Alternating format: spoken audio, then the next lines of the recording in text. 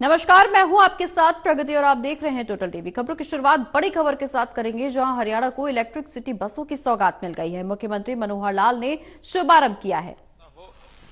चाहिए इंडस्ट्री और यानी कंबल के नाम से जाना जाता हो, तो कितनी चीजें पानीपत को अपने ऊंचे स्थान पर लेकर के गई हैं। आज इलेक्ट्रिक बसों का शुभारंभ यहां से हो रहा है।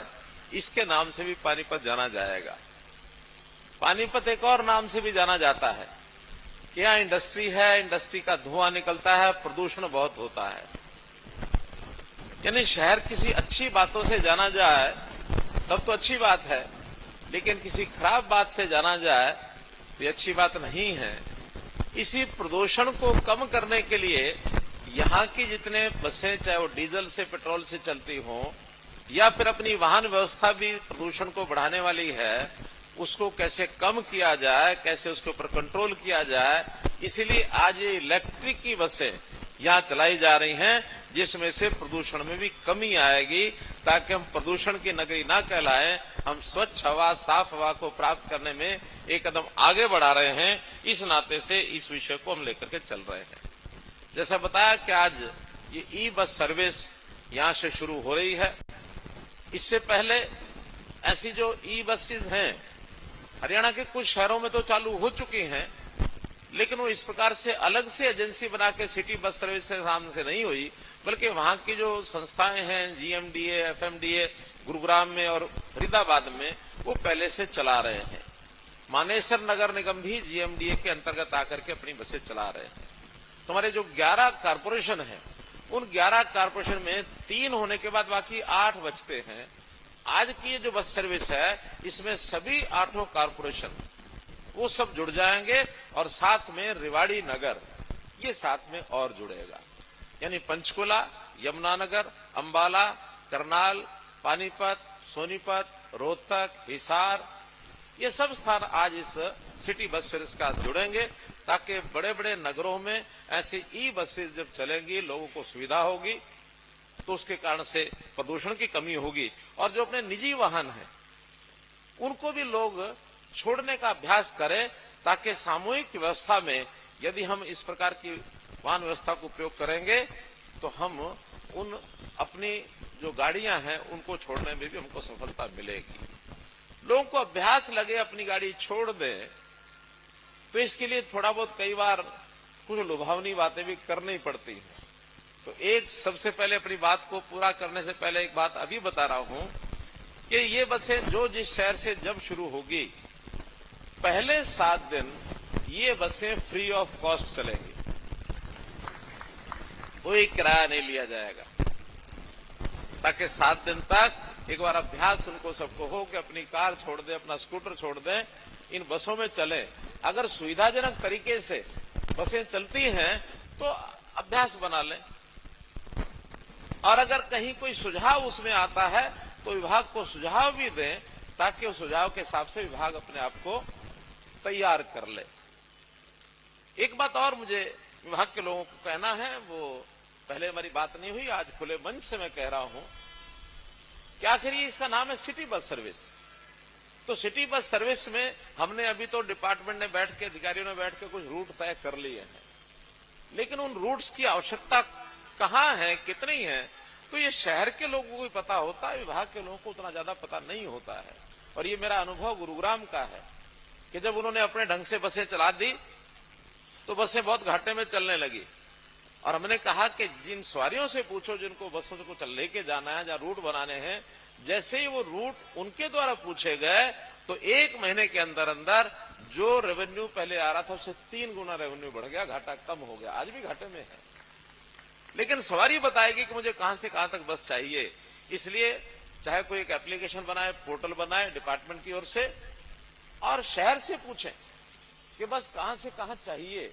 लोगों की डिमांड जब आएगी, रूट्स कुछ परिवर्तन करेंगे, या जो नई बसें आएंगी उन नई बसेज में उनके साथ जोड़ करके और उन इलाकों में भी सर्विस दी जा सकती है। सिवा के लोगों को बहुत बहुत बधाई कि इस जमीन के ऊपर ये जो बस अड्डा है जो हम देख रहे हैं, इसका शिलान्यास भी मैंने किया था, और पिछले 18 जुलाई 2023 को इसका उद्घाटन भी किया था और आज मुझे ही अवसर मिला है कि यहां से बसें चलाने के लिए भी मैं आपके बीच में आया हूं। मुझे भी इस बात की खुशी है।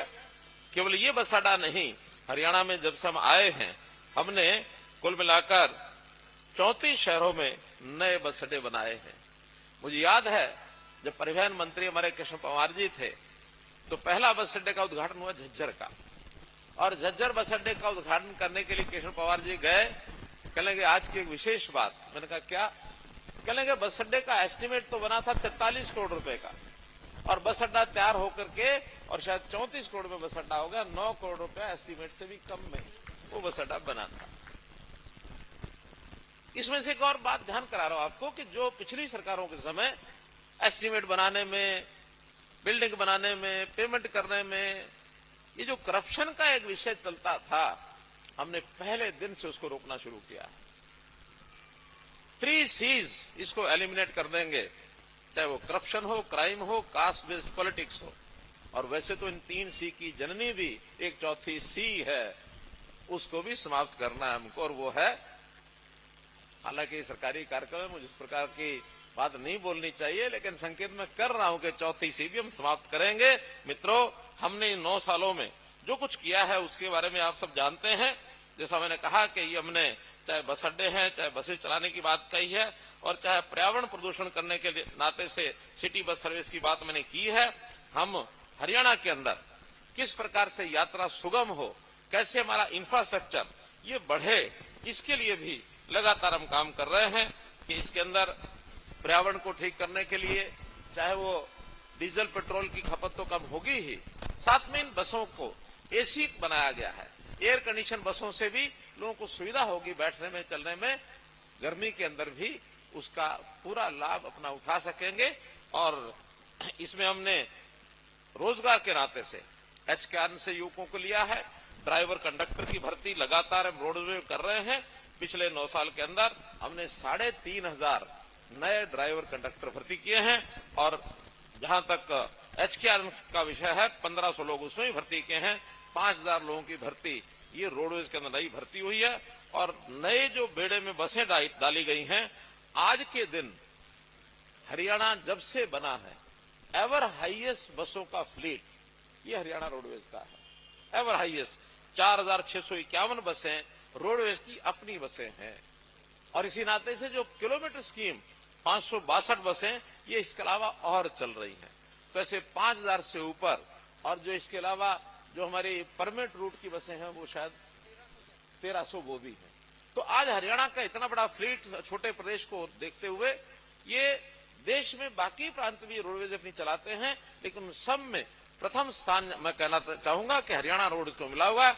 आज अगर 4 डिपोज की बसें, 4 प्रांतों की बसें कहीं दिल्ली बस अड्डे से चलती हैं एक ही रूट के ऊपर, तो सबसे पहले जो यात्री की प्राथमिकता होती है कि हरियाणा रोड्स की बस है उसके अंदर बैठना चाहिए। हरियाणा रोड्स की बसें न केवल अपने प्रदेश में बल्कि दूसरे प्रांतों में भी चलती हैं लगातार। और एक जानकारी आपके लिए कि प्रतिदिन हमारी हरियाणा रोड्स की बसों में 11 लाख यात्री ये ट्रेवल करते हैं। 11 लाख यात्री प्रतिदिन ट्रेवल करते हैं, और अगर उसके निकालूं तो इनका जो किलोमीटरेज है वो भी प्रतिदिन का 11 लाख किलोमीटर बनता है। 11 लाख किलोमीटर में 11 लाख सवारियां ये ट्रेवल करती हैं। अर्थात एक बस में अगर 50 सवारियां आती हैं तो 50 सवारियां यानी 50 किलोमीटर तक 50 सवारियां चलती हैं। तो इसके अंदर सवारियों को सुविधा है। इस नाते से बहुत श्रेणियों को हमने मुफ्त में भी यानी यात्रा करने का एक मौका दिया हुआ है। आज के ये 7 दिन का तो एक टेम्परेरी फेज इसलिए है कि लोगों को जैसे चाय पीने की आदत पहले लगाई गई थी, मुफ्त चाय पिलाते थे, बाद में चाय का 20 रुपए कप हो गया। क्या ऐसे ही इस यात्रा में आदत लगे सबको, तो फिर हिसाब किताब तो हमारे नवदीप जी कर लेंगे कि कितना किराया लेना है। और कोई बहुत ज्यादा सिटी को देखते हुए जितना खर्चा अपनी गाड़ी पर आता है उसके मुकाबले में तो शायद क्या रखा है 10 रुपया 15 रुपया, हमने जो कुछ रेट रखे हैं 10 रुपये मिनिमम 10 रुपया है, फिर 15 रुपया 20 रुपया 25 रुपया, यानी हर किलोमीटर के हिसाब से, यानी ज्यादा ज्यादा 28 से 30 किलोमीटर, क्योंकि शहर के अंदर इससे ज्यादा नहीं होगा, तो वो 50 रुपए मैक्सिमम, 10 से लेकर 50 रुपए तक दूर की सवारियां जो है वो उसको लेंगे। हाँ, वो ज्यादा पड़ता है, वो ज्यादा पड़ता है। इन वाहनों के चालन के लिए अगर मैन पावर के साथ साथ सबसे बड़ी आवश्यकता होती है अच्छी सड़कों की। तो हमने निरंतर सड़कों पर भी, ये ठीक है कोविड के दिनों में थोड़ा कठिनाई आई थी, सड़कें हमारी जितनी गति से मरम्मत होनी चाहिए थी नहीं हो पाई थी, लेकिन अब कोविड के बाद हर क्षेत्र की जो पुरानी सड़कें हैं उसकी मरम्मत और नई सड़कें बनाने का काम, यानी अगर मैं आंकड़ों के हिसाब से बताता हूं तो पिछले 9 साल में हमने 33,000 किलोमीटर सड़कों का सुधार किया, जिस पर 20,000 करोड़ रुपया लगा है। और ऐसे ही 7,000 किलोमीटर नई सड़कें बनाई है, जिस पर 4,000 करोड़ रुपया लगा है। अब आगे से हमने तय किया है कि नई सड़कों की आवश्यकता बहुत अधिक हरियाणा में उतनी नहीं रही, जितनी पुरानी सड़कें हैं उनको मेंटेन रखना ये बहुत जरूरी है। तो हमारे बजट का पहला काम होगा जो सड़कें हैं उनको विस्तारीकरण करना, उनको चौड़ाकरण करना, उनको मजबूतीकरण करना, उसकी मुरम्मत करना, ये बहुत आवश्यक है। और हमारे यहाँ हरियाणा में तो नेशनल